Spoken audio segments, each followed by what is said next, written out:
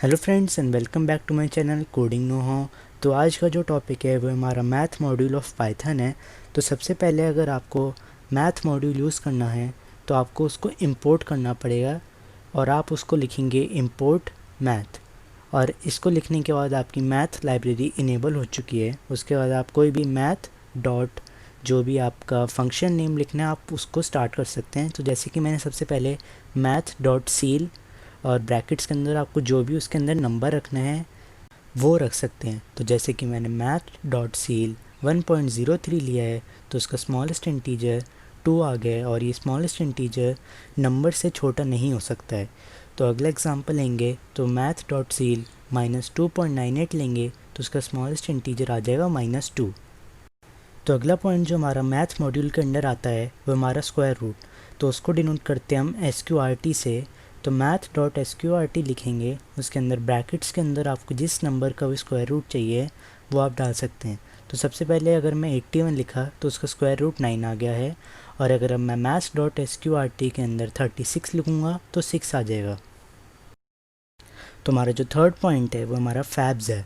तो math dot fabs में अगर हम कोई नेगेटिव वैल्यू लेते हैं तो हमारा नेगेटिव साइन को नेगलेक्ट कर देता है और उसको पॉजिटिव बना देता है। तो मैथ डॉट फैब्स अगर मैं -2 लूँगा तो वो माइनस को नेगलेक्ट करके सिंपल 2.0 देगा। तो हमारा नेक्स्ट फंक्शन जो है वो हमारा फ्लोर है। तो मैथ्स डॉट फ्लोर में अगर आप कोई नंबर डालेंगे तो आपका वो ग्रेटेस्ट इंटीजर आपको आउटपुट में देगा। तो जैसे कि अगर मैं मैथ्स डॉट फ्लोर 2.03 लूँगा तो उसका ग्रेटेस्ट इंटीजर वो 2 देगा। और अगर मैं maths dot floor negative of 2.03 लूँगा तो वो उसकी वैल्यू नेगेटिव ऑफ 3 देगा।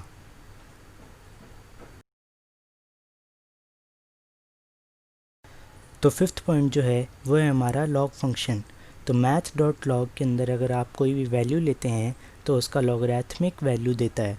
तो जैसे कि मैंने log 1 लिया तो उसकी वैल्यू वो 0.0 आउटपुट शो कर रहा है।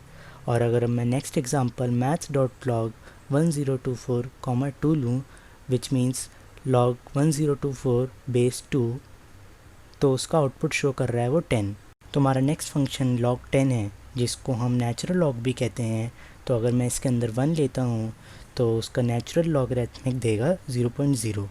और अगर मैं मैथ डॉट लॉग 10 2 की वैल्यू लेना चाहता हूँ तो उसकी वैल्यू आ जाएगी हमारी 0.3010। नेक्स्ट हमारा जो फंक्शन है वो है हमारा पावर फंक्शन जिसको हम POW से डिनोट करते हैं। तो अगर मैं मैथ्स डॉट POW 3,0 लेता हूँ जिसका मतलब है 3 raised to 0 तो उसका आउटपुट आ गया हमारा 1। और अगर अब मैं next example maths dot POW 2,4 लेता हूँ विच मीन्स 2 raised to 4 उसका आउटपुट हमारा आ जाएगा 16.0। नेक्स्ट फंक्शन है हमारा साइन फंक्शन। तो मैथ्स डॉट साइन आपको अंदर उसके आर्ग्यूमेंट लिखना है तो 0.89 आ गया उसका आउटपुट। और अगर मैं मैथ्स डॉट कॉस कोई भी आर्ग्यूमेंट ब्रैकेट्स के अंदर लिखेंगे तो उसका आउटपुट आ जाएगा हमारा -0.44 समथिंग।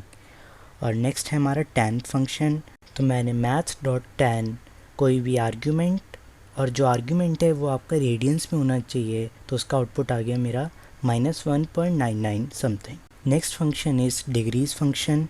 तो ये आपका रेडियंस को आपका डिग्रीज़ में बदलता है। तो ब्रैकेट्स के अंदर आपको रेडियंस डालना है तो वो आपका डिग्रीज़ में आपका कन्वर्ट करके दे देगा आउटपुट।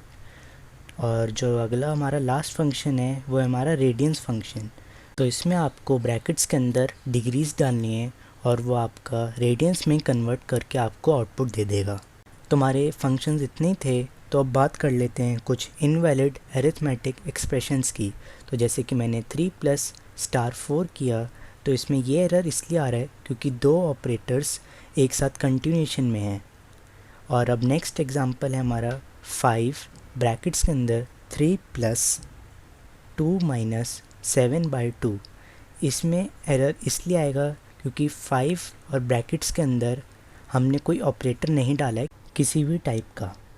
और अगर अब मुझे एक्सप्रेशन ठीक करना है तो मैं 5 के आगे कोई भी ऑपरेटर लगा सकता हूँ। तो जैसे कि मैंने मल्टीप्लिकेशन ऑपरेटर लगाया है तो 7.5 इसका आउटपुट आ गया है। तो हमारा नेक्स्ट अरिथमेटिक फंक्शन जो है वो है पावर फंक्शन से रिलेटेड। तो जैसे कि मैंने maths.pow लिया है, तो अगर मैं इसमें 0,-1 ले रहा हूँ तो इसमें डोमेन एरर आ रहा है। ये इसलिए आ रहा है क्योंकि कभी भी अगर हम बेस 0 ले रहे हैं तो उसकी जो पावर है वो 0 से ज़्यादा होनी चाहिए हमेशा। तो हमारा लास्ट अरिथमेटिक एक्सप्रेशन जो है वो है लॉग से रिलेटेड। तो मैंने जैसे कि लिखा math.log -3 + 1/4, तो इसमें मैथ डोमेन एरर शो करेगा। ये इसलिए शो हो रहा है क्योंकि लॉग में नेगेटिव वैल्यूज़ पॉसिबल नहीं होती है। तो इसको ठीक करने के लिए जो नेगेटिव साइन है उसको हम हटा देंगे और फिर अगर हम एंटर करेंगे तो अब इसमें एरर शो नहीं होगा और इसका आउटपुट अब ये शो करने लगेगा। तो इस वीडियो में इतना ही था। Thank you for watching coding know how. और अगर आपको ये वीडियो अच्छी लगी हो तो सब्सक्राइब करना ना भूलेगा। Thank you.